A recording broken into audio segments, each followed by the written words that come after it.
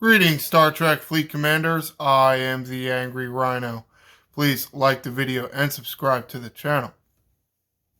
Before I get into today's video and talk about or continue my loop prioritization series, it's come to my attention through one of my comments, and it's solely my fault for not explaining it so you can understand. If it makes sense in my head, that doesn't mean it's going to make sense in your head. So by all means, please ask for clarification. One of the comments from, I don't even remember what video it was, but I was talking about Jonathan Archer and or the NX-01 and talking about the loot gain there. What I'm trying to say, and again, I'm assuming that I understand correctly, I will respond to the comment just to clarify that. With Archer's 300% loot gain, if you're taking him in there and you're going to go after some of the Xindi loot, you're getting 3 times the amount of what you normally get. If you go and you kill 5 hostiles, or you can only kill 5 hostiles with the hull, whether you're using your ship or if you're using the NX-01, because some people have mentioned that the NX-01 at certain levels for certain players can actually be better to grind against the reptilians. Some of that is because all the hit points are hull. If your normal ship, it isn't all hit points on the hull. Some of it's shield, some of it's hull.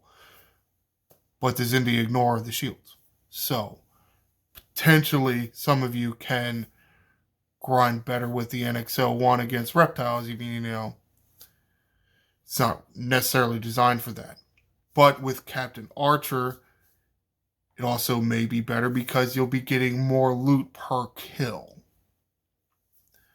That's really what I'm trying to say here is, again, if you can only kill 5 hostiles, times 3, because you're getting 3 times the rewards, it'd be the same as killing 15 hostiles with, let's say, your regular ship or a regular hostile grinding crew. So, if you use your regular ship with your regular hostile grinding crew, or,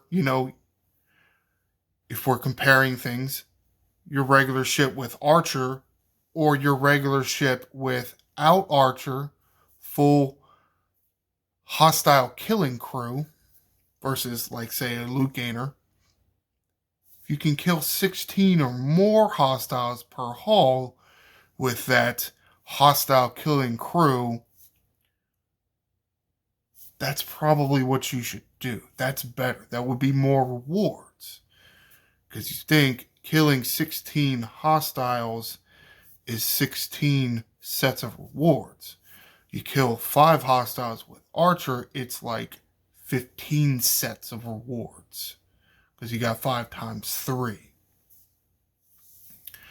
And I really do assume that is what needed some clarification, because even rewatching it, I kind of heard it. I'm like, I don't know that the words came out exactly the way I wanted them to. Could be kind of wonky, could be hard for some people to understand there. So it's really about effectiveness, I guess, of the crew, your crew choice, using Archer versus using a regular hostile killing crew. But the same can be said, in all loops.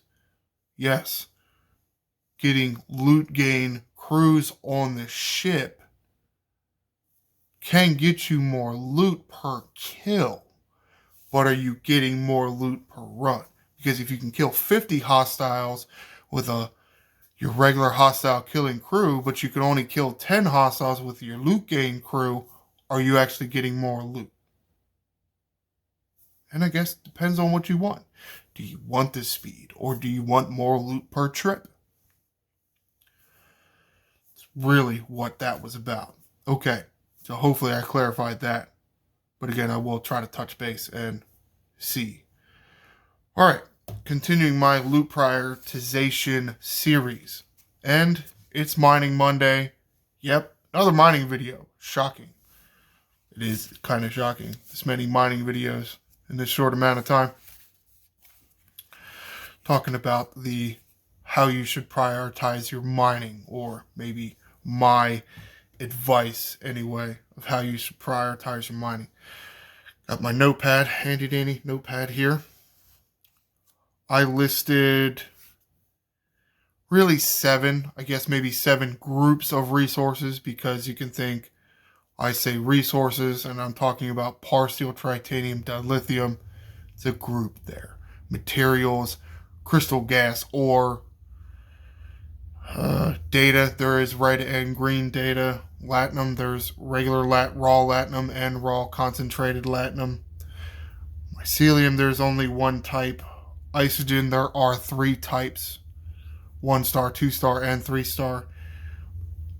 And the Voyager, it has common anomaly samples and rare anomaly samples. So, all in all, 7 groups I have listed here. I went through my inventories and my refineries, and it didn't look like there were any more things to be mined, which is slightly odd. Now, I know we need lots of materials or lots of resources. You need lots of this stuff, but compared to how many loops there are to grind out, kill hostiles for the loot, kind of surprised there are so little for mining. It's kind of odd. At least now, anyway. 2 years ago, it wasn't the case.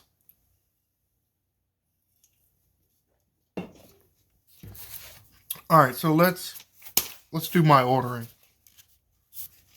So I'm going to be going 7 to 1. 7 being the worst, and or where I think you should put less of your time and or effort, and 1 being where I think you should spend more of your time or effort. Didn't make too many notes for number 7, resources, and I'm talking about steel, titanium, dilithium here. There's really no point in mining that stuff unless it's for an event or a mission. Missions probably more than anything. Events, there have been on occasion some events that can give you a decent amount of points for mining steel, titanium, or dilithium. Usually it's steel, I think. And that's really because, depending on how many docks you have and how many miners you have, if you're sending 3 ships out to mine, whatever resource is actually giving you the most points, it's your 3 best miners and you're probably your 3 best mining crews, right? Well, there are a few other mining crews that can increase, let's say, steel, titanium, or dilithium. There are also some ships that can do that. And they're probably not your top 3, maybe 2, depending on you and how many docks you got.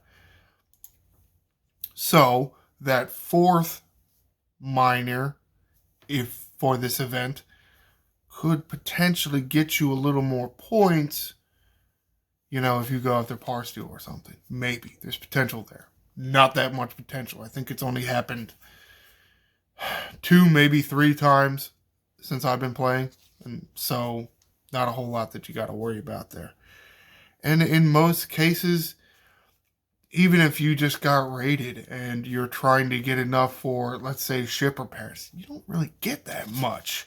I mean, it can supplement, some of your events and stuff, or some of your daily pulls. So, I mean, if you need to do it, then do it. But I don't think you should waste a lot of your time. Mycelium. And let's go to one of the mycelium systems there. Yeah. Like all these systems where you come in on Sunday and you come in and kill these unknown aliens to get your discovery event done and get you some extra jump juice. This is where the mines are. They're very small, 800. Very small. But you can see how fast the Discovery is going to clear this, because that is the Discovery's ship ability. At least the passive ship ability, I guess. The active ship ability is the summoning. But it can get you the jump juice. For some people, like me, when the discovery came out, there were just so many events that had to deal with mining the spores or doing the armadas or killing the hostiles, which I don't even think you get. Yeah. Oh, you do. You actually do get the currency for the hostiles. So I got shit tons of it. I don't have to go fuel that refinery. Some of you do because you weren't around for that. So you will need to get some of this raw if you want to be able to refine daily to get your daily jump juice. And what's also going to be in there is Cerrito parts even in there? No, the Cerrito parts are from that Sunday thing. The daily thing, really all you're eating, you're turning raw mycelium into mycelium, the jump juice. Now, there is a max capacity. It's like 18,000. If you have 18,000 jump juice, then you can't refine anymore, which is bullshit. For the event, you can claim more, but you can't refine more, which is bullshit, but whatever. But if you were some of those players that use your discovery a lot, you will be able to refine daily. I have been at that point. I'm not really at that point anymore, but some players are. And while I think killing those burial armadas is a better way to get the raw mycelium, some players don't want to use the uncommon directives, or I don't know where I was going to go with that. You don't want to, or maybe you can't because you're out of them. It's possible. It's entirely possible. But it is a way, it is a thing to mine, and it can actually, it works. Actually, there have been events where you can score a decent amount of points by mining mycelium. The problem is, you saw how quick that went. It's like active mining. You don't really like it that much. I'm going to go with Latinum for my number 5. And again, resources, Parsteel, Titanium, Dilithium, that was 7. Mycelium was 6. Latinum, I'm going to say, is number 5. And let's reset this node here. But you see how fast this goes. Yes, I have the whip. At least it's on that ship. Here is my other one over here. But again, still going at 500,000 an hour. Now, yes, if you want to participate in the Mining Monday, I understand you're probably not going to do well unless you have the whip. But look at how fast you can clear the node. I mean, if you clear a node, 10 times? This is 700,000. 10 times is 7 million. Is that enough to fuel your Fisha or Devore refinery? Is that enough to fuel that refinery for a week? Which is the point I'm trying to get across here. Spending some time, however much time you feel like spending, but if you spend the right amount of time, you can absolutely fuel your refinery for a whole week. So that's why it's kind of down on my list. Yes, getting the extra latinum is good. Getting the Devore parts and the Devore Fisha parts is good to increase the size of those miners and increase the size of the refinery. Turn concentrated or raw latinum into latinum. This stuff here, that's not what I wanted. Of course I went to the store. I knew that. I don't know why I did that. And you can buy all kind of things with this, like speed ups or faction credit. If you are one of those people, I don't think the exchange rate is that good, but you can if you have a lot of it. Common ship parts, common materials for, let's say, ships or buildings or research. What the hell is it? A ship XP. I do think the ship XP, I think the exchange rate is pretty good. But, again, that's because I have millions of it. Some of you do, some of you don't.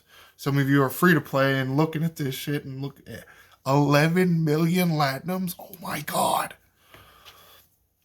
But again, free to play out there, you can spend maybe not even 12 hours, and it's really your ships out here for 12 hours. You're not necessarily actively doing anything for 12 hours. But in that 12-hour time period, you could potentially, depending on how, the tier of your ship and whatnot, you could mine enough for that whole week. All right, data. Data is number 4. Let's go into one of these data systems. I'm in a red system, and it's not showing up well. You can't barely see the nodes, but it's around this little, you can see corrupted data accelerator. There are 3 nodes around this. And really, it's only as high as it is because there are so few mining options here. But what do I have? Data. Really, it translates to officer shards and transporter patterns. Now, early in the loop is really when you're going to be doing this red stuff. Let's come find one of the green ones. The green data, and again, the nodes aren't working. It's really later in the loop, and by the loop I mean your botany bay. The lower tier your botany bay is, mining the red stuff is probably going to be a little better. I do think you can mine some of the green stuff, but you're going to run into roadblocks like warp range and cargo and whatnot. But you can absolutely do it. And really the only use for the botany bay is mining data. Now, some people like to use it for an overnight miner, which it absolutely has that potential depending on you as the player and where you're at in your progression. What do I actually... Yeah, red data for early in the botany bay loop, green is for later.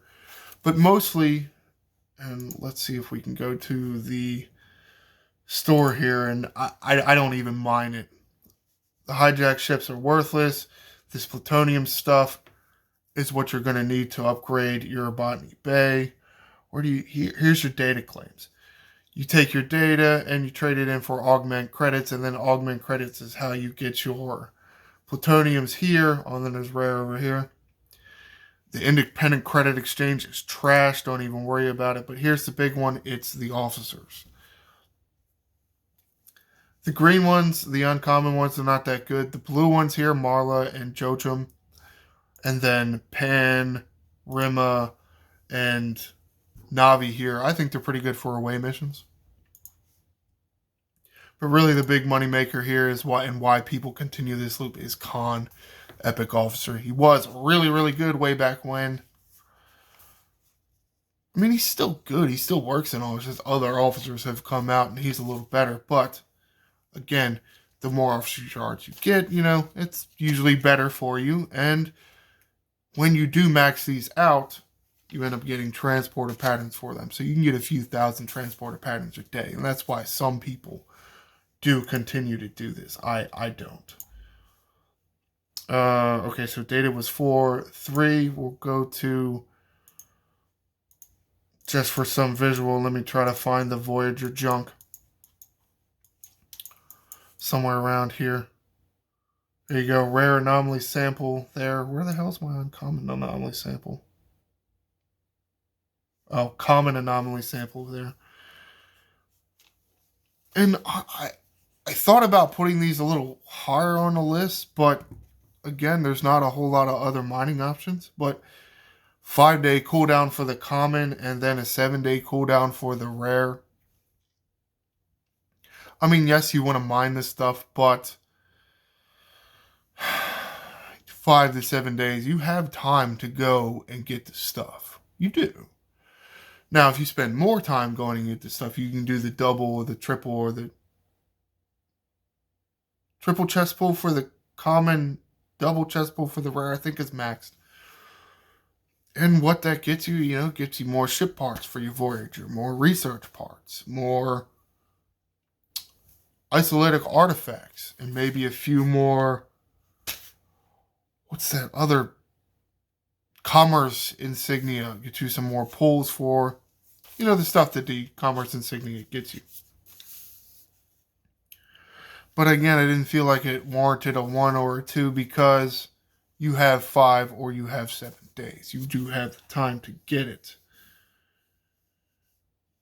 Though, again, spending more time will max your Voyager out faster. What that allows you to do, get you to some of the bigger systems like the bigger Scout system, or you can send your Voyager out further into dark space and maybe join some of those armadas. Alright, so Voyager was 3. Isogen is number 2. You do need a lot, in my opinion, of... where the hell am I even at for that territory shit? There we go. You do need kind of a lot of raw isogen for your max pulls if you feel like doing them every day. You do need a lot of isoemulsion for research, so that's kind of why you would want to do max pulls. There's not that much protected cargo for your meridians, so you will have to spend a little more time, or you may, depending on who you are, may have to spend more time mining it, but at the same time, you can hunt for the OPC because the meridians do have low protected cargo, more opportunity to get OPC there. But at the same time, there's more opportunity for others to come kill your OPC, so you are going to have to pay more attention to this loop. Most of it is going to deal with mining, but yes, you can absolutely get enough for your daily pulls by hunting it. Of course, depending on your server and depending on the other players out there. That's kind of why I do kind of stick to mining this mostly. I am in control of that. Other players are really in control of whether I can go OPC hunt or not. If they don't go OPC, then there's nothing for me to hunt. If there are so many other hunters out there, then guess what? There's not as much OPC for me to hunt. That's why I kind of do prefer mining my isogen. I do feel more in control. Plus, I have big miners with lots of protected cargo, so it's a little easier for me. So isogen was 2. So what's number 1? Obviously, materials. Fuels your refinery. Yes, a lot of events will get you your uncommon or your rare or crystal and gas. But again, supplement, because you do need kind of a lot of those materials to do all your upgrades. You really do want to do your pull twice a day, because that, will stack on top of each other. You'll get more and more. And eventually you will have enough for the upgrades. But also, you want to get enough so that you can do your 2 pulls a day and also be banking some for when the bonus refinery comes out. Now, depending on the player, you're going to care more or less about that. But with the bonus refinery, it removes the common from the pull. So it's all going to be uncommon, rare, or epic. It's going to help you upgrade more. So that is where, in my opinion, I think you should spend most of your time and or effort in the mining area. Somewhat self-explanatory. All right, let's wrap this up. Summary. All right, I did lay out all the 7, ranked the 7. 1 was materials, 2 was isogen, 3 was Voyager, data was number 4, 5 latinum, 6 mycelium, 7 resources like parsteel, tritanium, and dilithium. Mostly it's because of importance, some of it is because of opportunity, and a lot of it does have to do with your refinery. That is really what is going to affect your reasoning or your prioritization. Which refinery do you care about more? Which refinery do you have to pull once a day? Which refinery do you have to pull twice a day?